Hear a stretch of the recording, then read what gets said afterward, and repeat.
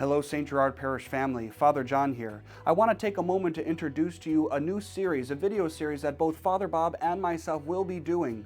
Regularly, we will be coming to you answering your burning questions of faith. These will be questions on what it is we believe in our Catholic faith, questions on Scripture, perhaps even questions about what happens during Mass or the many items that we have in our sacred space.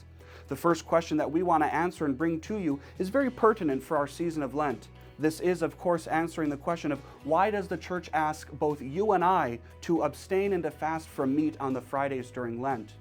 In our Catholic faith, we have the tradition of honoring Good Friday, of honoring the Passion of the Lord every Friday, not just Fridays during Lent, but throughout our entire calendar year. The Church asks you and I every Friday to recall what it is that happened on Good Friday, to give thanks and to meditate on the Passion of the Lord, the sacrifice that won for you and I so great a salvation, the reality that Christ gave His life to set us free.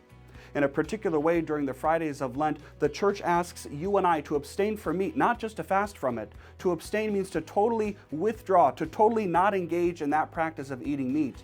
This is, even though a small discipline, a way in which you and I can offer a suffering, can offer a sacrifice, and unite it to the Lord's passion.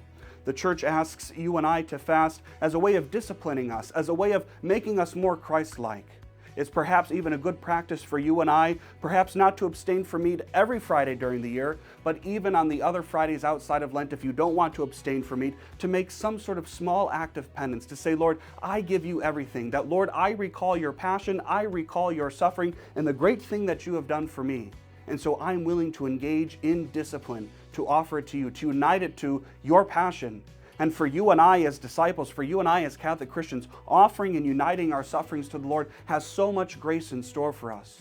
When we discipline ourselves, when we undergo a longing that reminds us of our longing for the kingdom, but also unites us to the Lord, it makes us more like Jesus. And you and I know that in our Catholic faith, that is the whole point of our journey with the Lord, to become as much like Jesus as possible, so that how Jesus lives and how you and I live become one life together with the Lord. By us engaging in these small penances, yes, during Lent, but even throughout the year, these penances remind us that we are called to be like the Lord, called to imitate Him in His passion.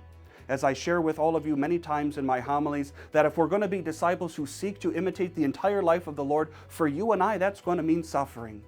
The Lord asks us to take up our cross and to follow Him. And so even by abstaining from meat, though yes, a little penance, is a way by which we can take up a small cross and carry it with the Lord. Take up a small cross and unite it to His suffering. My friends, as we continue our Lenten journey together, know of my prayers for you. God bless.